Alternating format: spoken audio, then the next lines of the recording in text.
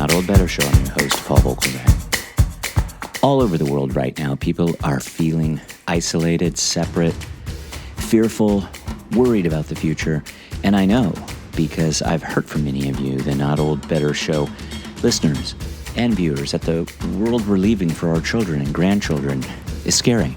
Hi, Paul. This is Sarah Beth, and we are super excited to share out 120 Project, which is a social justice arts activism platform, and we believe dance, comics, and dialogue can be a premise for community building. Hi, Paul. This is Oliver, and the 120 Project is an attempt at domestic cultural diplomacy, and what that is bringing people together through activities, in this case dance and making comics, and uniting them in a shared experience in terms of communication building. That's foundational in terms of building relationships and being able to say, well, we might not agree on everything, but hey, we made those comics, we danced together, and now we can go from there. Hi, Paul. This is Emily. One aspect of the 120 Project is conducting research on arts activism and how leaders in the community use the principles of cultural diplomacy in their own work. So I've been collecting interviews along for the documentary and also for a StoryCorps compilation. Scary? No way. They're friendly, they're talented, and they have a lot to say about what's going on in the world. And our guests today, Sarah Beth Oppenheim, Oliver Mertz, and Emily Ames.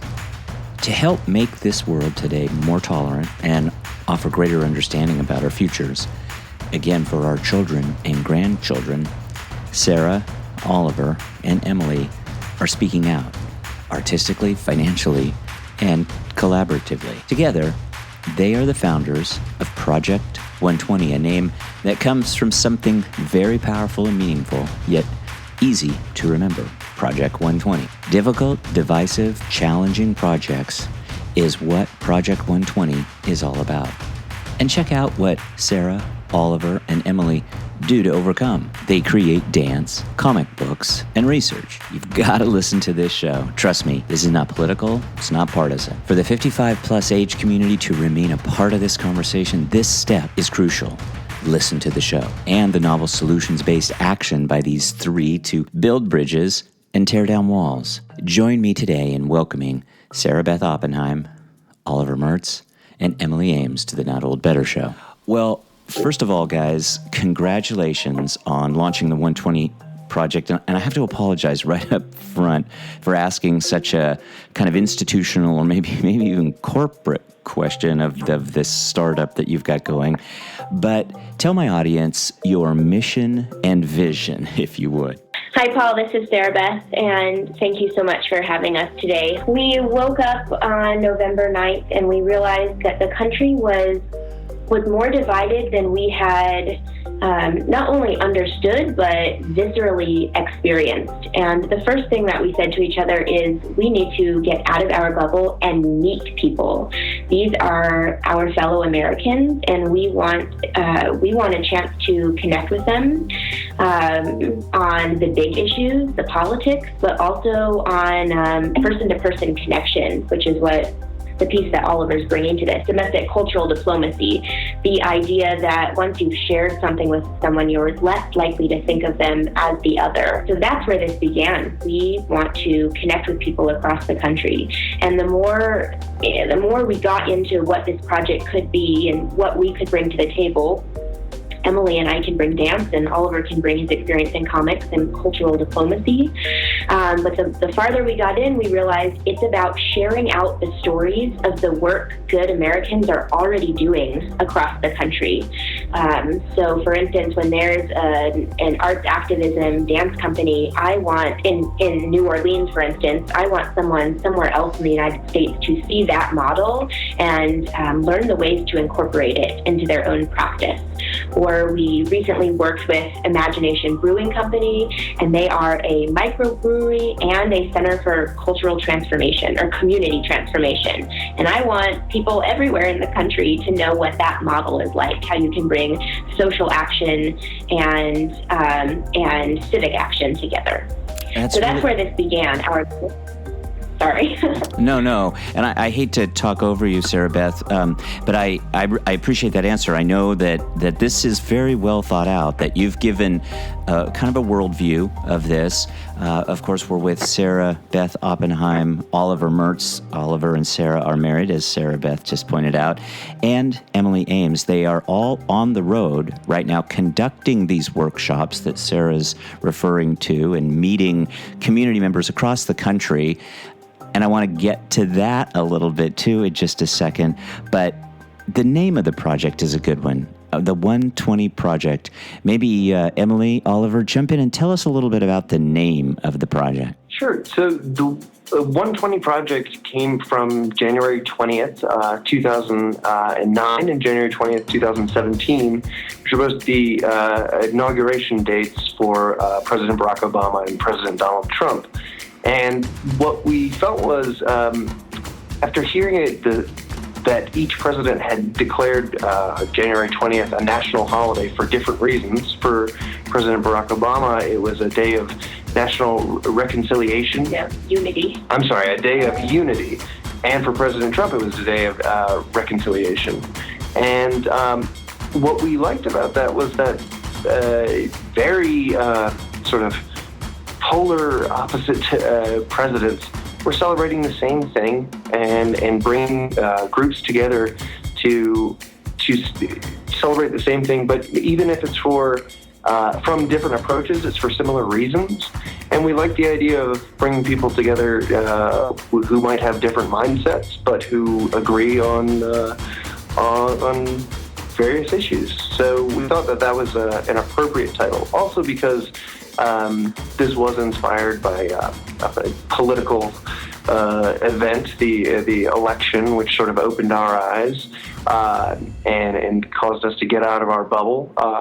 So we thought it was an appropriate title. Emily Ames, this question is to you. You know, Oliver just kind of mentioned this, alluded to it, that there's politics behind some of your work. It's not necessarily a political message, but some in the world would say, you know, the world's a mess right now. And then others might point out it could be worse. Tell us why you're doing what you're doing right now. Will it matter to mobilize artists? Do artists even typically have hope in their work? That's actually really interesting that you asked that question, Paul, because that's one question we've been asking everyone in our interviews is, does your work matter? And hearing everyone talk about how even if in the scope nationally, their work doesn't matter, all of them have said that they think that their work matters in the local level, in their community, that they feel like, you know, we talked to Michael Nelson, who's the community field manager for Ford, Montana, that helps register voters. And he was saying that, you know, as one voter, your vote doesn't matter, but as a unit of voters, we are so powerful.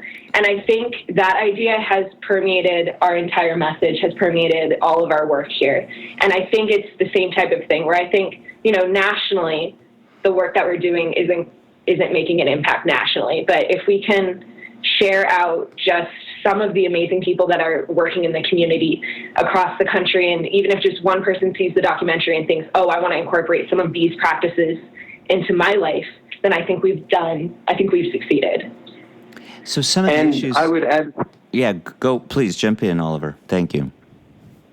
I was just going to add to that, what we found is those community actions are building blocks that individually may seem small, but then they do add up to national change and national action. And I would also say that what we're aiming to do is connect people and unify people, and it's not about changing for this way or that way. We're really approaching this in a nonpartisan way, and what we're hearing is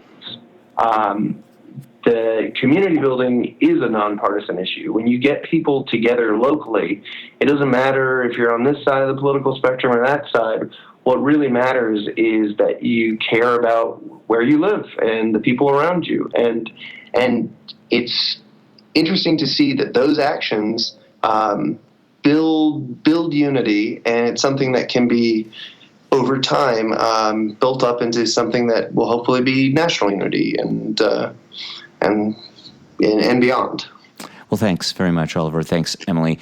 As I was watching the video, and then as I was looking through some of your materials, which, by the way, are wonderful, and I think those are the kind of things that I would really love to share with my audience. But I counted 5 areas of kind of project development. Maybe I'll refer to that as kind of the way in which you're kind of pursuing some of these things.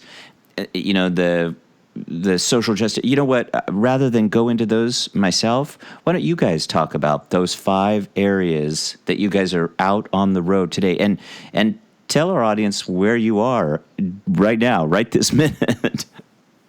This is Sarah. We are talking to you from Nephi, Utah. We're on a one-night stop between Missoula, Montana, and we're headed down to Arizona today. And the trip started, sorry for interrupting, the trip started in Washington, D.C., right? Yes, we left, it feels like a year ago.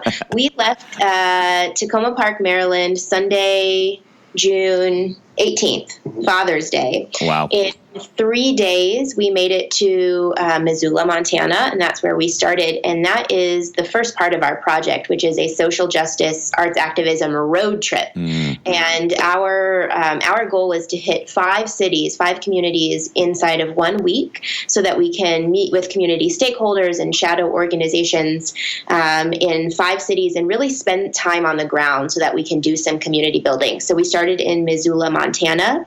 We're headed to Tucson, Arizona, over to Houston, Texas, just a day and a half in New Orleans with an arts activism dance company, and then we'll finish the month up in St. Louis, Missouri. Fascinating. What exactly is arts activism? I think it is, and sorry, Oliver caught my mistake there. We're doing that in 1 month, not 1 week. Okay.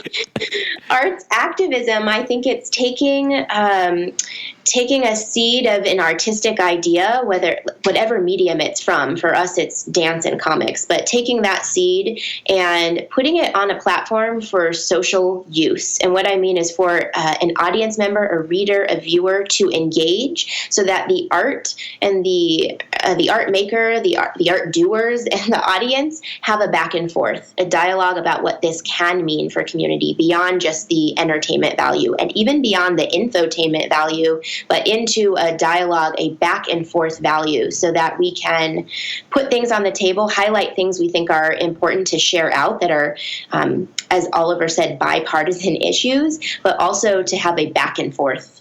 So will performance art and visual art actually create this, this dialogue? And how are you capturing it? And then I guess one of the interesting things among the things that you're doing is this research piece, which I think is fascinating. I think oftentimes research is left out of the equation. So how are you kind of,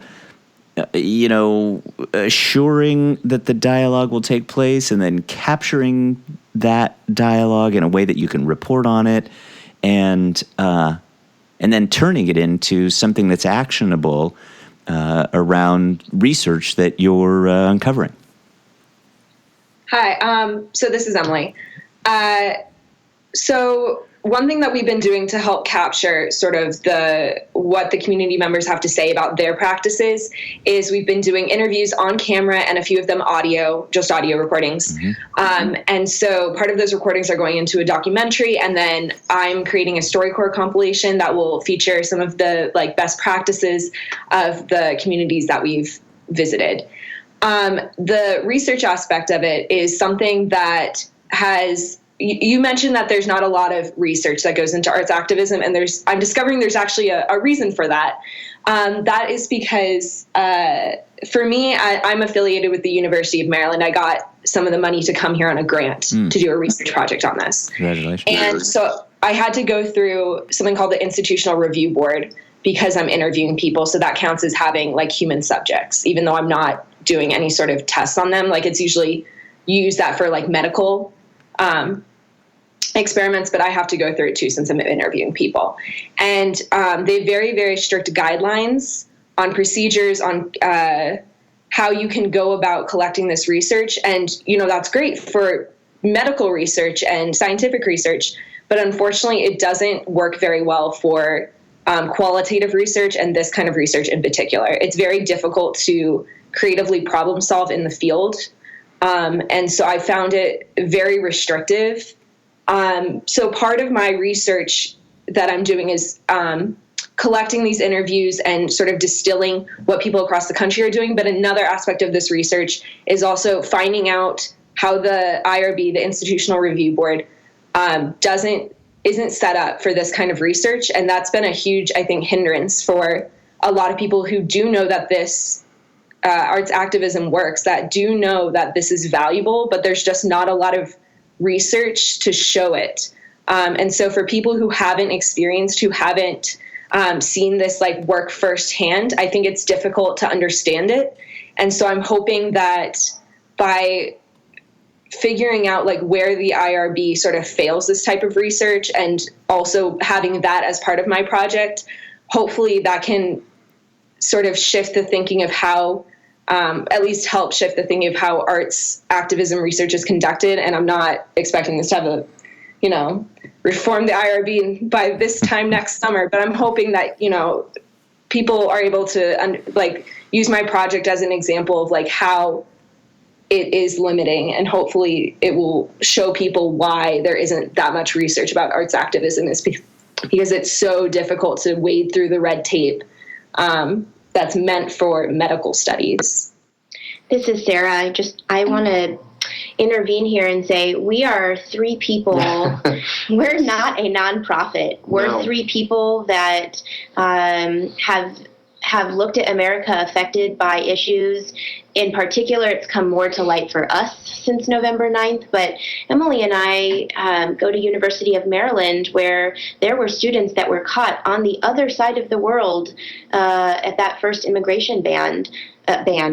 We are seeing in the news every day incidents of Black men dying. We are understanding we live very close to Baltimore and what's going on with incarceration rates. And that's in our neck of the woods, but we needed to get out around the country and find out literally what's happening in, for instance, the neck of the Montana woods, where there are issues with clean water that will affect the entire country, or there are bipartisan community organization issues about public land. We needed to find all of those things and share all of those with America. And we are trying to offer things that will be open to everyone, but we know that one-on-one personal interaction is the seed that will slowly build a foundation. And even if it's not a goal to build a foundation for all of America, it's stirring the pot. We're literally out there trying to stir the pot, to put a little bit of Maryland into a little bit of Montana, into a little bit of Arizona, in a way that passes it forward, in a way that throws it up and north and east and south and west across the country, so that we can dialogue about this instead of just stay in our own bubble and hold on really tight to our values. And that idea that we're three people and not a nonprofit, we woke up and we said, we have to do something. We're fronting this money to get around the country because we think meeting people is important, because we want to make a documentary that shares these stories out for those that don't have the privilege of putting it on a credit card and traveling. We want to make a social justice comic book anthology that's literally made across America, made by folks across America. We want to share this out via the arts activism research component. And the fifth component, I think we haven't mentioned, is that we'll make a dance about it, my company, Heartstute Bernie, when we get back to DC. So there's also something that we're going to bring back to our home turf to share those best practices. Yes, very true. And Gretchen and I are going to be contributing as well. I would encourage all my audience to do that. 2 questions, because I know you guys are really busy. How's the Kickstarter project going, number 1? And where do people go if they want to get involved, track your whereabouts, and contribute to you guys? Well, so there's a number of different ways. For our Kickstarter, which has got off to a strong start, but is in need of a Kickstarter, if it were. Oh, that's terrible. I think that's kind of typical of Kickstarter, isn't it? I mean, isn't there almost that kind of mid-period lull? And so we're going to do a little bit to get that out of its slumber, Oliver. Yeah, over the past 7 years or so. So in terms of my experience making comic books, I started actually publishing comic books through Kickstarter, and I've experienced the lull many times. But what's great is I find, you get out there, and then communities online can really make something happen. And I've experienced it before. I'm hoping it'll happen again for this project. Yep. We need $11,000 more to get our anthology printed, to cover the cost of the camera equipment for the documentary, to cover the cost of transportation, to cover the cost of materials, because we're providing free, wherever we go, free dance and comic making workshops to discuss these issues. We're also we're paying facilitator fees, because we are not the expert dialogue facilitators in each community. So we're working with members of the community to do that, and we wanted to be able to pay them for those services. So those are our costs. So I would add 120project.com is the fastest way to get to our Kickstarter. But then tracking along on our seeing moments of the trip, you can definitely follow along through updates on our Kickstarter. But you can also follow along on Facebook. You can find 120 Project on Facebook, and we've been, posting short clips. Some of the interviews that we've conducted, I've tried to turn those around quickly so that people can sort of live vicariously and follow along as we're doing this, as we're crossing the country. They can see what we're up to, and rather than what we're up to, actually, more importantly, what these different communities are up to. That's good to know, and we will put links up to everything too. So it is. It's just really great to be talking to you. I really will encourage again my audience to go find the 120 Project. It's easy. 120project.com. Contribute to the Kickstarter campaign. $11,000 isn't that much for what these three powerful individuals, yet individuals, are doing to support discussion around some of these really important issues right now. So let's support that, as well as let's support the arts. So, guys, thank you so much, Sarah Beth. Thank you. Thank you. Yep. Emily Ames, Oliver, thank you very much for joining us today. And Sarah Beth, as always, I'll give you the last word. My last word is this: the arts are about surprise. The arts are about communication. The arts are about revealing layers underneath. And isn't that what we want to do in the world? Wonderful. That is a nice last word. Well, guys, really what you're doing is very impressive, very important, and it's just a thrill to talk to you and share this. So I'll get on my horse and we'll get this thing shared. Thank you so really from the bottom of our hearts. Seriously, thank you. Yeah. Thank you. Thank you so much. Yep. Emily, nice to talk to you. Sarah Beth, always. Oliver, good to talk to you too. Good luck, guys. Hang in.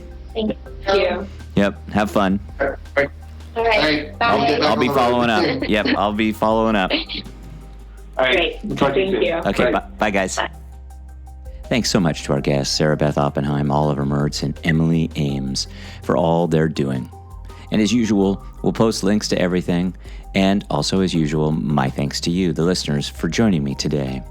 Your time is valuable, and I'm grateful you're spending some of it with me today. I know you know how to contact me, so I'm not even going to add it here. I will, however, ask for your generous support of my guests' project, the 120 Project, at 120project.com. And please contribute at Kickstarter. Again, 120 Project. 120 Project. Check it out. You'll love the video and the comic book art. Stay tuned for our next show, another great one, as we discuss the subject of eating and aging with noted entrepreneur Kimball Musk, brother of fellow entrepreneur Elon Musk. This is a show you'll not want to miss. Remember, Contact information for feedback and ideas, info@notoldbetter.com, Facebook, Twitter, SoundCloud, and notoldbetter.com. Talk about better, the Not Old Better Show. Remember, be patient with yourself and with each other. Thanks to all.